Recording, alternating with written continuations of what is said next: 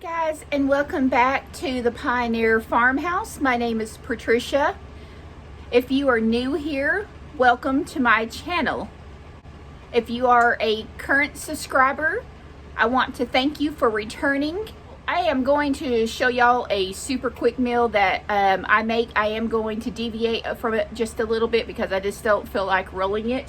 So we are just going to do this in layers, and we're going to see how this turns out. All right, so we are going to make enchiladas, except for we're going to do a layered enchilada, and I am using a little bit of vegetable oil here to coat my pan. And I have these little bitty mini corn tortillas. And I want to brown them really good on each side. About like this, to make them just a little bit crispy. And I just want to bring out that corn flavor in the corn tortillas. And I'll show you the package that I have here and what they look like. Actually, they're called street taco size. And again, I bought this at my favorite store in Harrison at the Main Street Merchant, and this little bag was $1.89. I'm gonna guess it holds, there's 24, is a 24 count of street tacos for $1.89.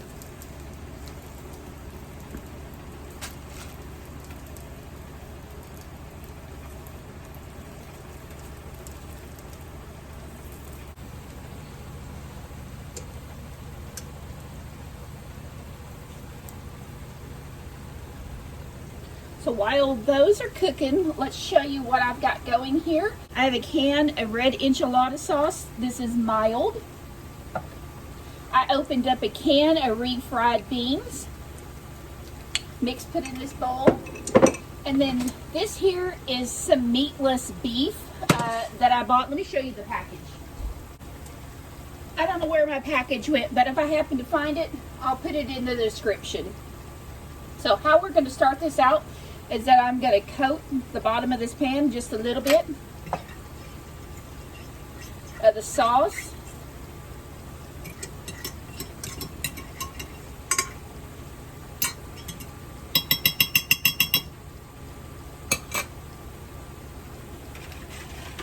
Then I'm just going to take a handful of these already cooked corn tortillas. It looks like 6.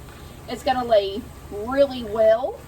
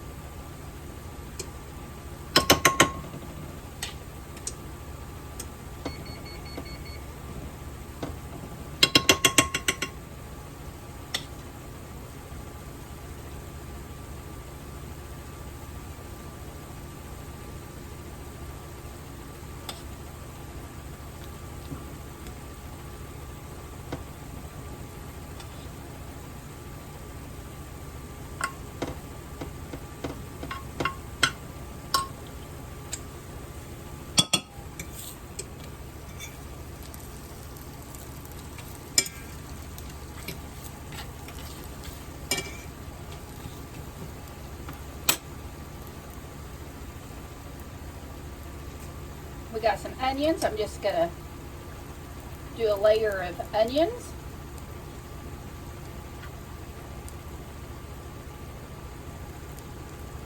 I'm going to do a layer of cheese.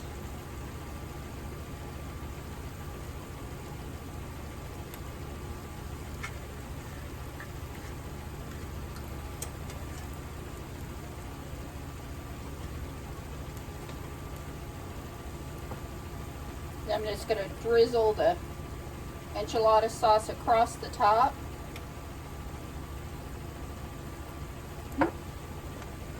And then we're just going to do that process over again.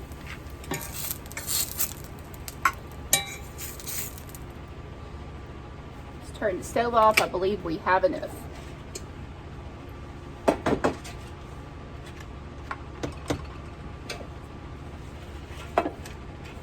And y'all can see those are fairly crispy.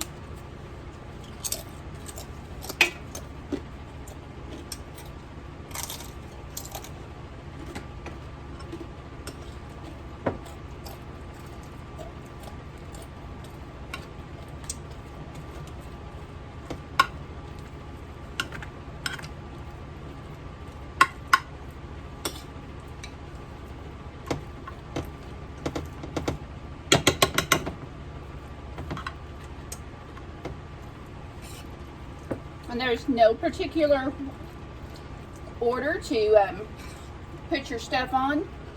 I did realize when I was doing that second layer that it's going to be much easier to put the refried beans on over the tortillas versus putting the hamburger meat on first.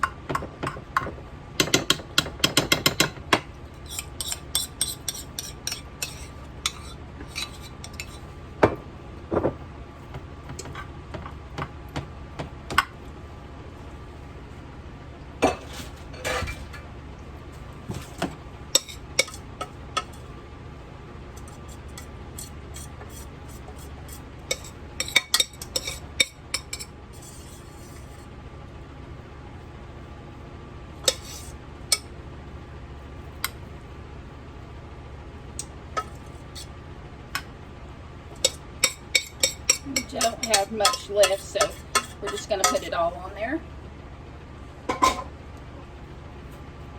Spread it around.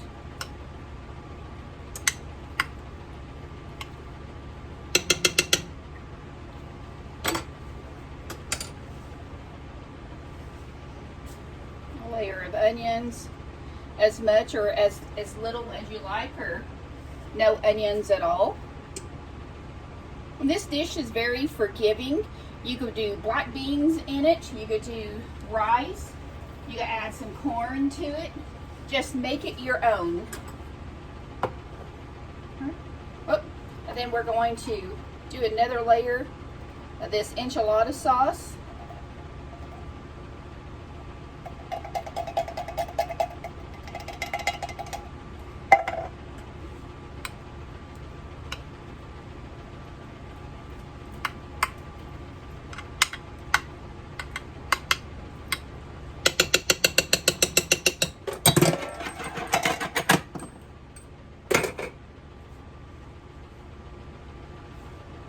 And whatever cheese you would like is fine.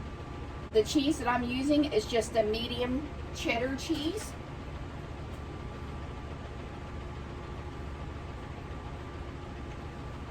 You could put jalapenos on the top of this.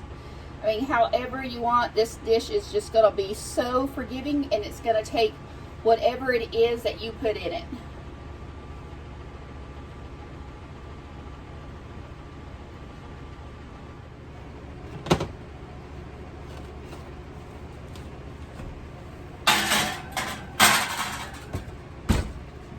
Alright, so this morning about, I want to say around 1:30 was just a wild and crazy ride weather-wise. We had a thunderstorm warning that just kind of came out of nowhere that produced winds up to 77 miles per hour. A lot of just heavy rain, thunder, lightning. So here where we live, we didn't sustain any damage at all. My son called, I guess around 5 o'clock in the morning, maybe a little bit sooner, and I didn't talk to him, but my husband did. And apparently at one of our other farms, the wind got pretty mighty, and it lifted the roof off of our old old barn. The barn is probably just a little bit over 100 years ago. I asked my husband how old he thought it was, and he said somewhere between 110 and 120 years old. It has the old corn cribs in it. It has the old corn cribs in it. It has 4 old corn cribs. It has hand-hewed beams. It's just a pretty unique looking barn. We are truly saddened that we lost it. The roof was picked up off of it and slid, and it's going to be a total loss. I wish there was a way to restore it, but due to, I don't know, it just would be too expensive. But I wish that we had a way to restore the corn cribs. The corn cribs are pretty big, and if we could just save one section of the corn cribs and some of the hand-hewed beams and put some of the timber back on top to make a roof, I think it would make just kind of a really neat log cabin. And y'all will see the video and you'll see what I mean about the logs being really, really unique. I don't think that you would call them dovetailed at the ends, but they were axed out. They were axed out to where each log nestled inside of one another. It's just so unique, and like I said, just truly saddened. It blew down several tops out of the trees, broke branches. They landed on the fence wire. Thankfully, my son had got up prior to all of this about 12:30. And they have bought a new house, and they started moving some of the vehicles over, and it's a good thing because they definitely would have had vehicle damage. We had one power pole that snapped off, and you know, goodness, I mean, these things just come up out of the middle of nowhere during thunderstorms like this. Who would have ever thought? But I will show y'all a video towards the end of this of what is left of the barn, thinking of ways to salvage it and just preserve some of the history of it. And otherwise, without the roof, the barn is going to deteriorate super fast now that it's totally exposed to the elements. If y'all have any suggestions, please let us know. And like I said, what comes to mind is just preserving a quarter section of that barn in the corn crib and making a nice, neat little cabin out of it. So I did find the bag that my street taco mix came in, my hamburger meat. This is a vegetarian, meatless food. I have bought 3 of these, again, at my favorite store, the Main Street Merchant in Harrison, Arkansas. This meat is really wonderful. Actually, it's not meat. I haven't even looked to see what it's made from, but this is really tasty. It tastes like meat. It has the same spices in it, and it works wonderful. All I do is rehydrate the veggie mix with water, and you can heat it up in the microwave or on top of the stove and make instant taco meat out of it. But this stuff is really wonderful, and I definitely highly recommend it. It says, it's a plant-based street taco, ground veggie, meatless mix. It's smoked chipotle. This is a 3.4 ounce bag. It makes approximately 6 tacos, and it was 98 cents. And it says it is ready in 15 minutes. And has instructions on the back on how to prepare it. Literally, I didn't prepare it this way. I just put water in it because I was going to mix it with so many other ingredients, and just hydrated. The meat is a dried meat already, and all you do is put water in it to hydrate it and just add the ingredients that it says to add there, and it's ready to go. Okay, so the verdict is in. I fed my husband his very first plant-based meat, I guess you would call it. We made the lovely enchiladas. As you could tell, it was a winner. Just a little bit more than half of it left. He said it tasted very good.